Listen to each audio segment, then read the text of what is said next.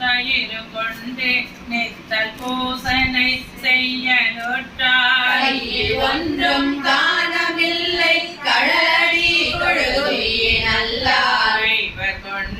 கொண்டெங்காட்டாடி ஆழ்குழி பட்டழுந்து வேணுக்கு